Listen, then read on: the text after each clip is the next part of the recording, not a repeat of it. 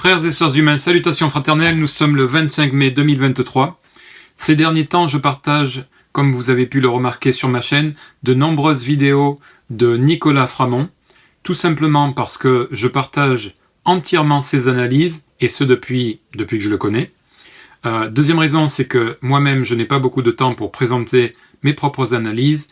Troisième raison, c'est que, comme je l'ai expliqué dans une précédente vidéo, j'ai un peu perdu l'intérêt à l'analyse de ce qui est pour moi une redite du quinquennat précédent, voire même des politiques pseudo-néolibérales de ces 10 dernières années, qu'est-ce que je raconte moi, de ces dernières décennies plutôt. Donc voilà, je me contente simplement de repartager, au cas où vous ne les connaîtriez pas, les analyses de Nicolas Framont, qui sont, de mon point de vue, les meilleures analyses que l'on peut trouver en ce moment dans les médias à la fois de masse, parce qu'il est quand même invité dans les médias bourgeois, et dans les médias alternatifs, tels que le sien notamment. Je trouve qu'il a raison à la fois sur la dénonciation du fait que nous ne sommes pas en démocratie, dans une véritable démocratie, et que nous sommes en réalité dans un système bourgeois qu'il critique abondamment, ainsi que je le rejoins aussi sur l'analyse qu'il fait de la progression, si on veut, de l'extrême droite dans notre pays. À la fois les raisons de ceci et à la fois une nuance qu'il propose par rapport à ceci. Je partage entièrement ses analyses. Et donc aujourd'hui encore, une autre de ces analyses, le lien de la vidéo originale est dans la description. Je vous invite à vous intéresser à son travail et à s'abonner directement à sa chaîne. Et sur ce, je vous laisse en compagnie de Nicolas Framont. Bon visionnage, liberté, égalité, fraternité, vive la France! Bonjour tout le monde, c'est Nicolas de Frustration Magazine. Donc là on est début mai 2023, on est pendant un très gros mouvement social contre la réforme des retraites et la situation elle est un petit peu figée. Le gouvernement n'a pas vraiment gagné, il est vraiment dans la merde, mais en même temps le mouvement social, lui, on a l'impression qu'il stagne un petit peu. Donc nous on a voulu vraiment se pencher sur ces différents points et à partir des analyses qui ont déjà été faites dans Frustration Magazine, on va essayer d'éclairer ces petits points-là.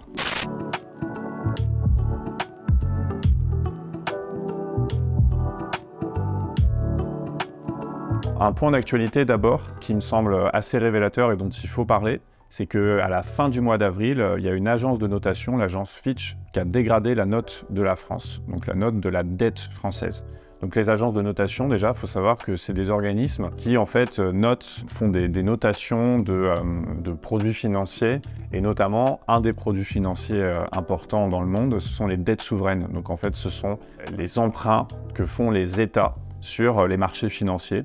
Donc voilà, pour financer leur dette publique, les États empruntent à des banques, à des assurances, à des grands fonds pour pouvoir financer leur dette. Souvent on nous dit que voilà, la dette publique c'est un fardeau que nos enfants devront payer. Bon ça, il faut toujours avoir en tête que même quand des éditocrates vous disent ça, en fait c'est une dette qu'on n'aura jamais à rembourser. En fait les États, ils empruntent, ils remboursent jamais totalement, mais ils ont besoin de réemprunter régulièrement. On appelle ça faire rouler sa dette. Donc en fait, tous les 5-10 ans, voilà, un titre de dette arrive à expiration. Il faut trouver quelqu'un d'autre qui rachète ce titre de dette-là. Donc en France, on nous dit toujours on a une énorme dette publique. Bon, en fait, comme tous les pays, comme plein d'États en réalité. Donc c'est 3 000 milliards d'euros la dette publique française, donc c'est un chiffre complètement abstrait. Ça fait beaucoup là, non? Parce que ce qu'on paye en réalité, c'est pas cette dette, mais c'est les intérêts de cette dette-là. En fait, pourquoi c'est important cette histoire d'agence de notation qui a dégradé la note française? C'est que du coup, quand ces agences de notation-là dégradent une note, elles envoient un signal aux acteurs de ces marchés financiers, donc aux gens qui prêtent aux États, pour leur dire attention, cette dette-là, elle est un peu plus risquée qu'avant. Alors bon, déjà, il y a plein d'éditocrates qui sont en panique en disant c'est catastrophique, la dette, la charge de la dette, donc en fait les intérêts qu'on paye vont nous coûter de plus en plus cher, mais il faut savoir que voilà, la France elle est toujours bien notée, c'est pas une dette risquée, genre tout ne va pas s'effondrer. Mais par contre, pourquoi c'est intéressant sur le plan de la lutte des classes, c'est que le gouvernement, quand il a mis en place sa réforme des retraites, il avait un message, on doit faire cette réforme pour rassurer les marchés financiers. Et ça, si vous regardiez à la télé ces 2 derniers mois, tous les éditorialistes qui défendaient la réforme des retraites et un certain nombre de ministres nous disaient ça. Ils nous disaient voilà, on va faire ça, on va envoyer un message aux marchés financiers. Alors les marchés financiers, c'est pas des entités abstraites, hein. Encore une fois, c'est des banques, c'est des assurances, c'est des grands fonds de placement. En fait, c'est des capitalistes Donc il va falloir rassurer ces capitalistes-là en leur disant, vous voyez, on fait le taf, on fait travailler les gens plus longtemps et on fait maigrir la sécurité sociale qui fait partie des dépenses publiques. Et en fait, ce qu'on voit, c'est que ça n'a pas du tout marché. C'est-à-dire qu'ils ont fait passer la réforme des retraites, mais plutôt que de rassurer du coup les agences de notation, cette agence de notation-là, Fitch, elle dit la situation en France, politiquement et socialement, elle est instable et du coup on a peur que la France ne puisse pas continuer à faire passer les réformes structurelles nécessaires qui servent en fait à diminuer la dépense publique. Donc en fait, c'est une période super intéressante parce que la conflictualité sociale est super grande et le gouvernement, il a perdu sur le plan idéologique. C'est-à-dire que personne n'est dupe en fait du fait qu'ils nous imposent ça pour des raisons sociales. En fait, c'est parce qu'ils veulent faire travailler les gens plus longtemps, parce qu'ils veulent économiser sur le dos des travailleuses et des travailleurs, plutôt que d'aller prendre l'argent auprès du patronat.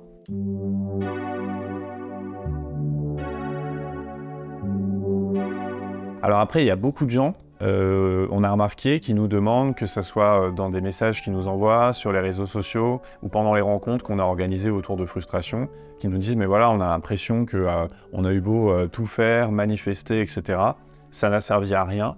Et donc, y a plein de gens, ils sont dépités. Ils ont un peu ce sentiment de désespoir face à une situation qui est bloquée. C'est de se dire, mais quoi faire, puisqu'en fait, ça ne marche pas, la situation est bloquée. Alors, là-dessus, je pense qu'il faut être indulgent avec soi-même. D'abord parce que, on y reviendra dans un point suivant, mais on a affaire à un régime autoritaire. Donc déjà, oui, le niveau de difficulté, il est très important. En face, on a une classe sociale qui est très organisée, qui est très protégée, qui a une police très agressive. Et donc, en fait, c'est logique qu'on n'y arrive pas du jour au lendemain. Et je pense qu'il ne faut pas se flageller pour ça. La réalité, quand même, sur la réforme des retraites, c'est qu'on a gagné sur le plan idéologique. En fait, il n'y a plus personne qui est pour cette réforme-là, alors même que chaque soir, sur toutes les émissions de débat, je sais pas, il y a au moins 2/3 des invités qui sont pour. Donc en fait, malgré le matraquage médiatique, malgré le matraquage politique, ça ne passe pas, ça ne passe plus. Et ça, il faut vraiment revenir en arrière. Moi, je dis toujours repenser, je sais pas, il y a 10-15 ans, pour ceux qui ont vécu les élections présidentielles précédentes, ou le début des années 2000 par exemple, moi qui est le moment où j'ai commencé à m'intéresser à la politique, idéologiquement la situation elle était catastrophique. C'était très dur de critiquer l'ordre établi, on ne parlait pas du tout de lutte des classes, et toutes ces réformes elles passaient comme ça, avec des impératifs économiques impérieux et financiers, et il y avait plein de gens qui adhéraient à ça. Et maintenant c'est plus du tout le cas.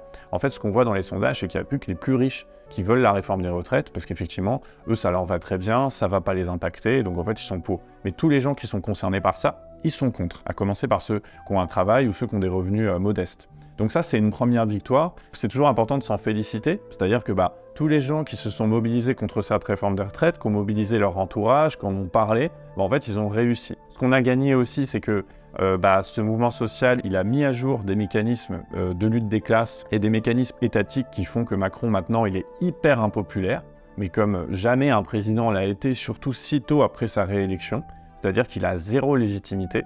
Alors attention, il a beau avoir zéro légitimité, ça ne veut pas dire qu'il ne va pas pouvoir continuer à nuire.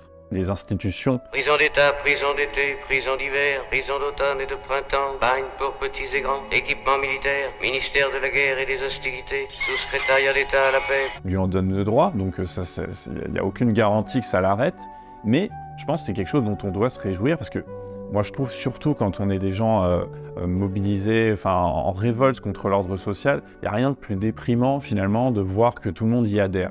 Donc ça c'est plus le cas. Et nous, à Frustration, ça fait partie des choses qui nous réjouissent quotidiennement.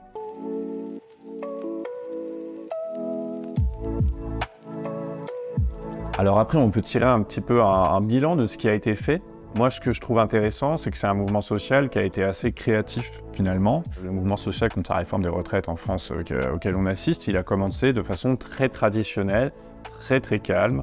C'était vraiment la stratégie choisie par l'intersyndicale, donc le rassemblement des grands syndicats français qui ont dit on va commencer par des journées d'action, vraiment très traditionnelles, très calmes. On essaie de faire des manifestations massives et puis des journées de grève un peu dans les bastions syndicaux pour mettre la pression sur le gouvernement. D'ailleurs, ils ne disaient pas tant mettre la pression que lui envoyer un message et faire en sorte qu'il nous écoute.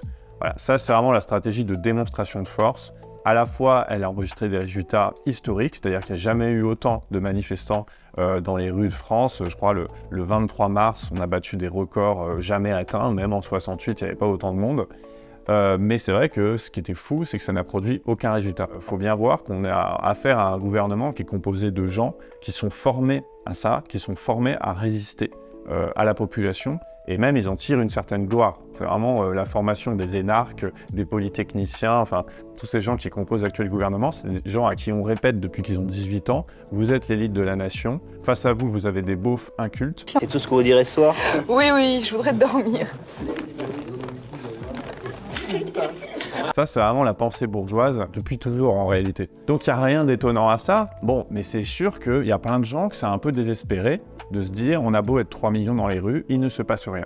Et je dirais, c'est un peu une leçon de réalisme de lutte des classes, quoi. C'est-à-dire, oui, en fait, on n'est pas dans un système démocratique où il y aurait des différentes fractions de la population qui communiqueraient entre elles, où il y aurait un gouvernement qui, mis face, en fait, à des oppositions, dirait, bon, effectivement, on est peut-être allé trop loin. Non, c'est pas du tout ça qui se passe. On a des gouvernements qui sont élus dans certaines conditions, dans des élections qui sont pas les plus égalitaires du monde, on le sait, qui arrivent au pouvoir un peu par effraction. C'est le cas de Macron, hein. C'est quelqu'un qui, s'il est arrivé si vite au pouvoir, c'est parce qu'il a été soutenu par des puissances financières, et ça, c'est pas du tout...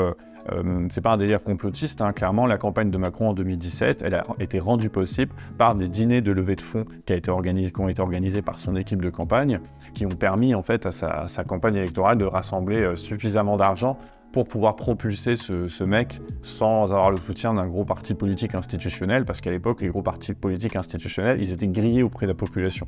Donc ils ont dû réessayer un nouveau truc. How do you do, fellow kids? What? Et donc, ils nous ont sorti la botte, ce candidat anti-système, ni droite ni gauche, tout cet emballage marketing qui maintenant fait bien rire quand on voit à qui on a affaire, c'est-à-dire vraiment un mec de droite, autoritaire, qui est extrêmement brutal, violent, agressif, voilà. Leçon de réalisme, c'est qu'en fait, dans une lutte des classes, l'État est au service de la bourgeoisie. Et il y a des moments où ça se voit moins, parce que les tensions sociales sont moins fortes, mais quand la situation se tend, en fait, l'emballage démocratique, le spectacle démocratique, il disparaît complètement, et on a juste affaire à des gens qui veulent nous imposer des choses. Et donc, c'est exactement ce qu'ils font là. Je pense que ça a stimulé beaucoup la population à essayer autre chose. C'est-à-dire qu'on a bien vu, il y a eu une évolution, et je pense que c'est pour ça que les périodes de mouvement social sont hyper importantes, parce que c'est aussi des moments où on s'éduque tous, et on apprend des choses de la situation. Donc il y a eu cette phase de démonstration de force, les grandes manifestations, les journées de grève isolées. Donc c'est quelque chose qui ne dérange pas les forces établies, ça ne sert pas à déranger d'ailleurs, ça sert à envoyer un message. Donc le message n'est pas passé, n'a pas été reçu.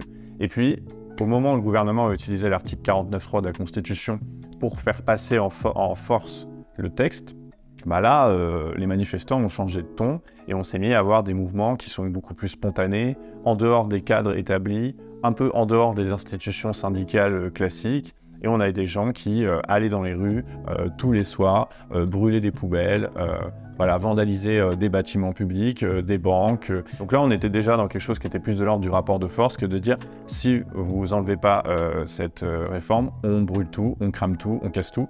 Et ça, ça montre une maturité politique plus forte de la population qui se rend compte que, en fait, il suffit pas simplement de montrer sa colère, mais il faut l'exprimer pour foutre la pression. Ça vient des mouvements sociaux précédents, notamment le mouvement des Gilets jaunes, qui pour nous, c'est vraiment un mouvement social fondateur qui a retrouvé une conflictualité de classe, où des gens ont vraiment pris conscience que ça ne servait à rien de demander poliment. La difficulté de cette stratégie-là, c'est qu'en face, il y a eu l'action de la police. L'action de la police en France, ça a été une action de répression, totalement en dépit de ce qu'ils appellent l'état de droit, c'est-à-dire que ça s'est fait sans respecter même que ce soit les règles de la profession elle-même, les règles judiciaires. C'est des milliers de gens qui ont été arrêtés de façon complètement arbitraire. Ces opérations-là, c'était des opérations d'intimidation, c'est-à-dire que la police, sur ordre du gouvernement, a essayé de faire peur le plus possible à la population. Et je pense que dans un sens, ça a marché, puisqu'il y a eu des victimes, il y a eu des blessés, et ça crée des traumatismes. Donc la peur a été la réponse du gouvernement. Il y a une troisième phase de ce mouvement-là, une fois que la loi a été promulguée, qui était un peu le mouvement des casseroles. Alors là aussi, je trouve que c'est une autre phase d'invention, de créativité. C'est-à-dire qu'au lieu d'être dans une stratégie de grandes démonstrations de force, etc., on a plus assisté à une sorte de mouvement de guérilla, où en fait, localement, des groupes s'organisent pour qu'à chaque fois qu'il y a un ministre ou le moindre secrétaire d'État, le moindre député qui fait une apparition publique, il est accueilli par un concert de casseroles. En fait, Bon, les casseroles, c'est un peu folklorique. Au début, il y avait des gens qui trouvaient même ça un peu cringe, etc. Mais ce qui est super intéressant, ce que ça dit politiquement, c'est quand même, vous venez pour discuter avec nous, et ben nous, on vous accueille avec des casseroles et on tape. Et le but, c'est de couvrir vos voix. Et ça, je trouve ça hyper bien, parce que ça montre que les gens ne veulent plus dialoguer, parce qu'ils ont bien compris que le dialogue avec des gens comme ça, c'est complètement vain.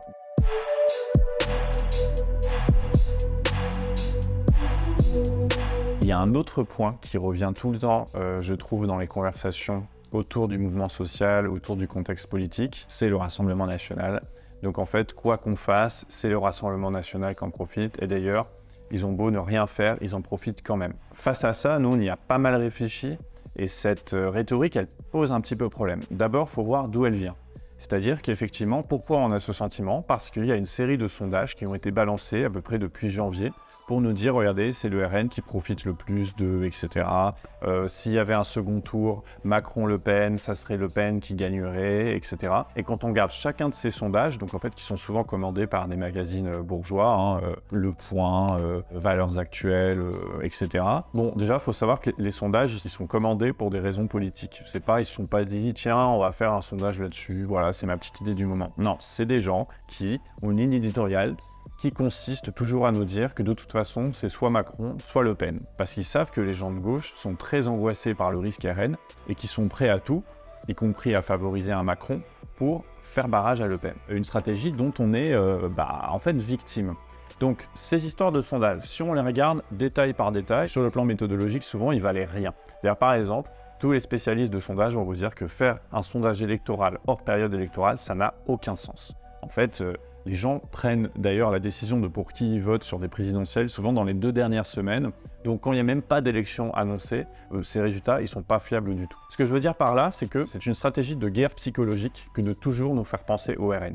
Ça ne veut pas dire qu'il ne faut pas y penser, bien entendu, parce qu'en fait, la montée du fascisme en France et en Europe, c'est quelque chose qui existe, qui est réel, mais en fait, être obsédé par ça, ça paralyse la pensée et ça paralyse l'action. Et donc en fait, cette espèce de pensée du barrage permanent, ça on a bien vu à quel point ça paralysait la pensée, qui était de dire votez plutôt pour des candidats bourgeois au premier tour, allez pas voter trop pour vos convictions parce qu'en fait vous allez faire monter le RN. Eh bien, ils font ça maintenant tout le temps. C'est-à-dire que même pendant un mouvement social qui est vraiment la période où on ne devrait pas se poser ces questions-là parce qu'il n'y a pas d'élection annoncée. Donc en fait, il ne faut pas s'angoisser sur une victoire du RN maintenant, puisque de toute façon, c'est pas prévu, il n'y a pas d'élection. Là, le problème avec lequel on est occupé, c'est Macron. C'est lui qui est au pouvoir. Donc ça devrait être lui notre adversaire principal. En fait, en nous ramenant toujours le RN, c'est une façon de nous dire que de toute façon, quoi qu'on fasse, c'est foutu. Pour moi, une bonne façon de combattre le RN, c'est pas de parler tout le temps du RN, c'est déjà de combattre le pouvoir oppressif qu'on a actuellement, et puis c'est de désigner d'autres adversaires qui sont nos véritables adversaires là. Si on ne fait rien, si ça vous empêche d'agir, si ça vous empêche de vous organiser, cette espèce de pensée du barrage permanent, si ça en vient à nous paralyser de peur, le RN gagnera, sachant que pour moi il a déjà gagné idéologiquement puisque le gouvernement de Macron ne cesse en fait d'aligner ses idées et ses propositions. C'est ça qui se passe actuellement, donc pour moi il a déjà gagné en réalité. Parce que on voit bien que toutes ces propositions actuelles, de couper les allocations, de faire travailler gratuitement les allocataires du RSA, ça c'est quand même la prochaine réforme du gouvernement qui est annoncée, elle est complètement d'inspiration RN. Le RN aurait fait la même. Donc en fait, le RN est déjà au pouvoir. Donc ça sert à rien de toujours se projeter dans l'avenir, il faut combattre ici et maintenant. Et c'est ça qui nous donnera une dimension propulsive et qui attirera les gens vers nous.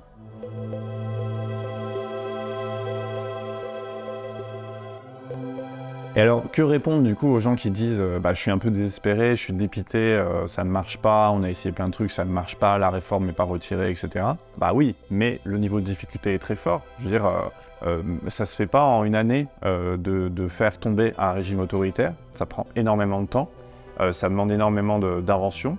Et on est dans une phase d'apprentissage. En réalité, moi je trouve qu'on est dans une phase d'apprentissage, on se réveille tous d'une sorte de long sommeil où on était dans une démocratie d'apparence avec une alternance droite-gauche. Tout ça, c'est en train d'être terminé et donc on apprend. On apprend et le mouvement des Gilets jaunes, ça a été la première phase essentielle de prise de conscience et maintenant on continue. Donc ça va pas se faire tout de suite, mais tout ce qu'on fait là, c'est pas perdu. C'est-à-dire que c'est des choses qu'on apprend, c'est des techniques. C'est des techniques aussi bien pratiques, c'est des techniques d'insurrection, c'est des techniques de constitution de collectifs, etc. Et ça va pas disparaître. Et on pourra en faire quelque chose et on pourra en reparler après. Mais aussi, il faut voir que ça a produit concrètement des effets. J'ai parlé de la dégradation de la note de la dette française. C'est quand même incroyable de se dire qu'une population qui s'organise collectivement pour perturber un gouvernement, ça va avoir des incidences sur ce que des marchés financiers, des banques et des assurances vont penser de la dette d'un pays. Évidemment, du coup, les bourgeois, ils ont le beau jeu de dire « mais vous voyez à quoi vous nous avez conduit, on va emprunter plus cher sur les marchés financiers, etc. » Ouais, bah voilà, ça veut dire qu'en fait, quand on se bouge et qu'on perturbe le cours ordinaire de la vie, ça a des effets parce que ça fait peur à la bourgeoisie. Donc ça n'a pas servi à rien tout ça, ça va laisser des traces. Macron, il lui reste plus de 4 ans à tirer et franchement, on ne voit pas bien comment ça va se passer. C'est-à-dire qu'en fait, on a 4 ans pour faire basculer ce régime politique et on n'a jamais été dans une situation aussi favorable, que ce soit sur le plan idéologique ou sur le plan pratique. Donc là, on traverse une période qui est hyper intéressante, qui est hyper prometteuse et qui est aussi hyper dangereuse. Et en fait, je pense que la bonne attitude à avoir, enfin, si j'avais des conseils à donner sur la bonne attitude à avoir, ça serait d'être à la fois hyper conscient de ça, de la dangerosité. Et pour commencer, la dangerosité, elle est sur le plan écologique. On sait qu'on est vraiment dans une situation difficile. On va avoir un été à nouveau très compliqué, avec une très grosse sécheresse. La bonne nouvelle, c'est que la conscience de la nécessité de faire ça, elle est très largement partagée. On n'a pas encore trouvé la solution. On n'a pas encore trouvé la solution pour se débarrasser des gouvernements bourgeois, ou en tout cas à court terme pour les contraindre à aller dans notre sens.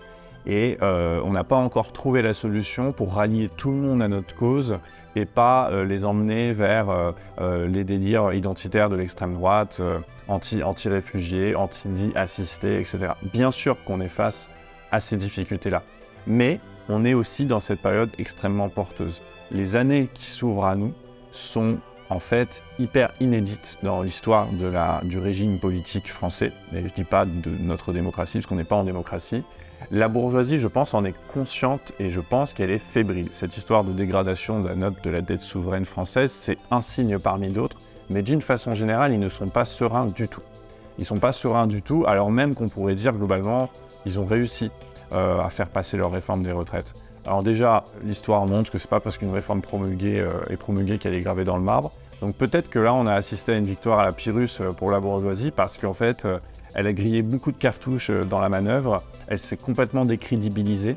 Son principal défenseur, Macron, n'a plus aucune légitimité. Et ça les amènera vers une défaite si on s'organise collectivement pour les amener à une défaite, quoi. Moi, j'aime bien cette citation de Terminator de Sarah Connor qui dit « Il n'y a pas de destin, mais ce que l'on fait ». C'est-à-dire que faut pas se mettre ni dans des perspectives hyper optimistes, de genre de toute façon la bourgeoisie est arrivée au terme de ses contradictions et donc on va nécessairement vers une révolution où l'écologie va faire en sorte que de toute façon le capitalisme est condamné. Non, il n'y a aucune nécessité à ça.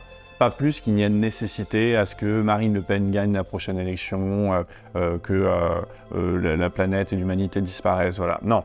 Mais par contre, il y a des choix à faire collectivement pour empêcher ça. Ce qui nécessite, à notre sens, à Frustration, de vraiment révolutionner nos modes d'action. Nous, on pense vraiment qu'on ne peut pas se contenter des structures organisationnelles existantes, on ne peut pas se contenter des syndicats tels qu'ils sont, on ne peut pas se contenter des partis politiques de gauche tels qu'ils sont, et qu'on voit bien que ces organisations-là, elles ne font pas encore suffisamment écho dans la population, et donc il faut les transformer profondément. Comment ? Je n'ai pas les réponses ultimes à donner tout de suite. Nous, à Frustration, on continue d'y travailler, mais voilà, ce qu'on a envie de vous dire, c'est continuer. Voilà, continuez à ne plus croire dans le dialogue bourgeois, continuez à vous battre à tout niveau, que ce soit individuellement, dans votre travail, dans votre famille, dans votre environnement. Et voilà, on va continuer tous ensemble. Et quand bien même ce mouvement social-là ne serait pas totalement victorieux, il marque une étape essentielle et on ne va pas revenir en arrière. Et ça, c'est hyper important.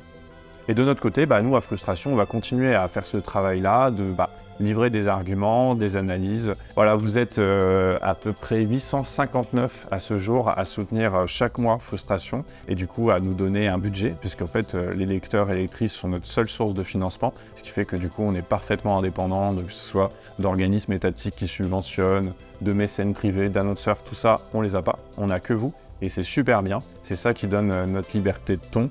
Donc voilà, n'hésitez pas à rejoindre ces 859 personnes qui nous soutiennent chaque mois. Merci d'avoir regardé cette vidéo et n'hésitez pas à nous faire des retours, à nous dire ce que vous en avez pensé, nous envoyer des messages critiques, des ajouts, des remarques. Voilà, on les lira avec grand plaisir.